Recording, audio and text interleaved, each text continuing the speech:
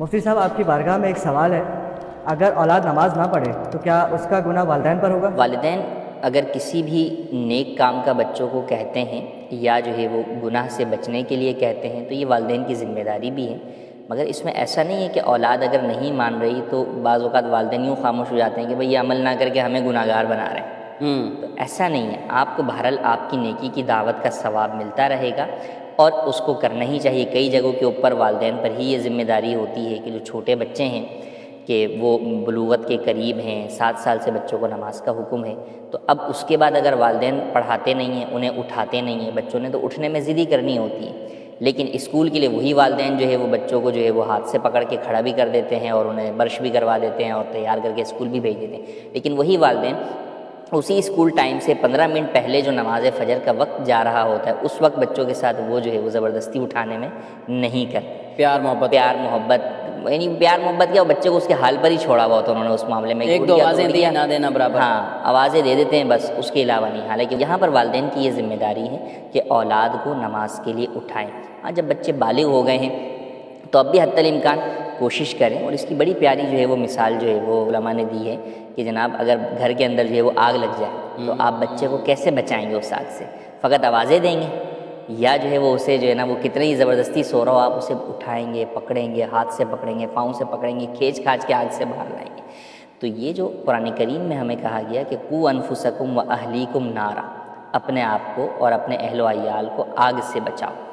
تو یہ وہی جہنم کی آگ ہے جس سے ہمیں اپنی اولاد کو بچانا ہے۔ تو بچہ اگر نماز قضا کر رہا ہے جس صورت میں اس پر فرض و واجب ہے، فرض ہے، اس صورت میں یقیناً جو ہے وہ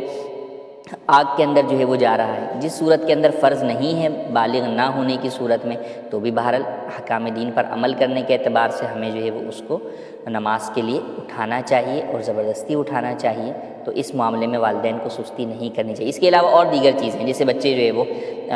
کوئی اور گناہ کا کام کر رہے ہیں، میوزک جو ہے وہ بچے جو ہے وہ سن رہے ہیں، یا جناب کارٹون بچے جو ہے وہ لگا لیتے ہیں، تو اب ہم چھوڑ دیتے ہیں کہ چلو بھائی ٹھیک ہے کارٹون لگایا، وہ خاموشی سے بیٹھے ہوئے ہیں نا، شور ادھم تو نہیں مچا رہے۔ حالانکہ بچے گناہ میں پڑ رہے ہیں، بالغ ہیں۔ جب بھی میں گناہ کی ہم بات کریں گے تو بات ہوئی کہ گناہ اسی وقت ہوگا جب وہ بالغ ہیں، لیکن نابالغ ہیں تو اگرچہ گناہ نہیں، لیکن جب آپ انہیں اس بات کی اجازت دے رہے ہیں تو گناہ آپ کے ذمہ بہرحال ہوگا،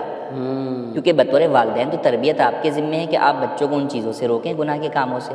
تو آپ جب اس گناہ کے کام میں بچوں کو روکتے نہیں ہیں بلکہ انہیں کھلی چھوٹ دے دیتے ہیں، آپ کی طرف سے گویا کہ اجازت ہوتی ہے، یہ رضا پائی گئی، آپ روکنے پر قادر ہوتے ہیں لیکن نہیں روکتے آپ، تو اب آپ بھی جو ہے وہ گناہ گار ہوں گے۔ تو لہٰذا والدین کو چاہیے کہ ان تمام امور میں جو بھی ایسی چیزیں ہیں جس میں بچے گناہ میں مبتلا ہو رہے ہیں، وہاں بہرحال جو ہے وہ اولاد کی تعلیم و تربیت کے طور پر بھی اور اپنی ذمہ داری کے طور پر بھی انہیں گناہ سے بچانے کی حتی الامکان کوشش کریں۔ ہاں جو نفلی چیزیں ہیں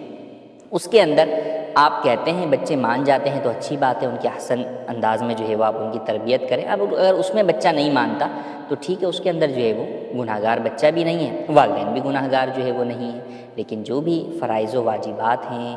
گناہوں سے بچانے والی صورتیں ہیں، ان تمام میں والدین کو اپنی پوری ذمہ داری ادا کرنی ہوگی۔ وہاں بچوں کے عمل نہ کرنے کی صورت میں خاموش ہو جانا آپ کا گناہ بن جائے گا، تو لہٰذا ایسی صورت کے اندر آپ اس بات پر نہ جائیں کہ نہیں بھائی بچے تو سن ہی نہیں رہے، وہ نہیں سنیں گے، لیکن آپ کو ہی ان کو گناہوں سے باز رکھنے کی